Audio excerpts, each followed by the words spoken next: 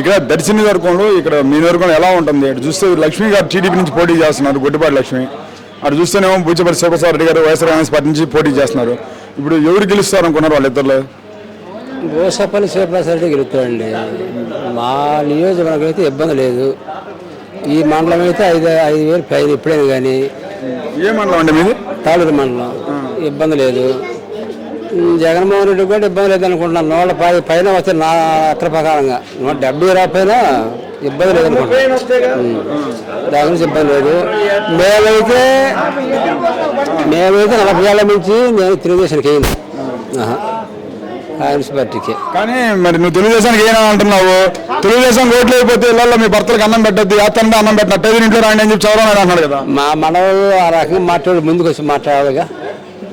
మా మండలం వరకు మాట్లాడితే వాళ్ళు అప్పుడు మగవాళ్ళు మా మండలంలో తెలుగుదేశం వాళ్ళు అనేవాళ్ళు. అది కానీ ఇప్పుడు మీ పిల్లకాయలు కోటీసులు చేస్తాను ఒకసారి నమ్మని అన్నాడు చంద్రబాబు నాయుడు.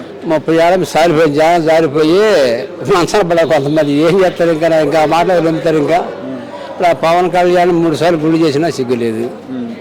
కానీ అది ఒక మాట చెప్పండి, ఇప్పుడు మరి జగన్ ఎందుకు ప్రతిరోజు రోజుకి చూస్తే అట్లు చంద్రబాబు నాయుడు అటు పవన్ కళ్యాణ్ మరి చాలా టార్గెట్ చేసి మరి ఘోరంగా మాట్లాడుతున్నారు? వాళ్ళకి మెంటలు వచ్చినాయండి ముగ్గురికి. పురంధేశ్వరికి కూడా మెంటలు వచ్చినాయి. ముగ్గురు మెంటలు వచ్చినాయి. తిడతారు ఇంకా మామూలు మాటలు మాట్లాడుతున్నాడు.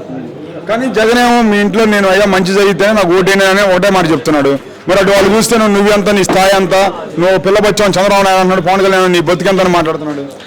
40 సంవత్సరాల సర్వీస్ జగన్కి ఏం చేసాడు? 30 సంవత్సరాల సర్వీసులో ఇప్పుడు సంవత్సరానికి వచ్చి 50-60 వేలు వస్తుంది ఒక కుటుంబానికి ఈ జగన్మోహన్ రెడ్డి ఇచ్చిన తర్వాత.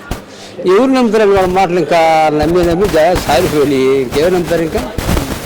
కానీ తాతయ్య గారు ఇప్పుడు వాళ్ళందరూ అన్ని పార్టీలు కలిసి వాళ్ళతో పాటు వాళ్ళ చెల్లెలు షర్మిల కూడా జగన్ ఓట్లు అయితే అంటుంది.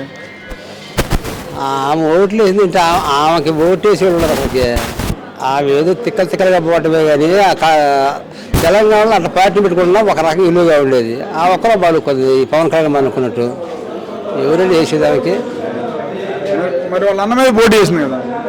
పోటీ చేసిందంటే చేసింది చంద్రబాబు నాయుడు చెప్తున్నా నాకు కాంగ్రెస్ పోతుంది, బీజేపీ పోతుందని.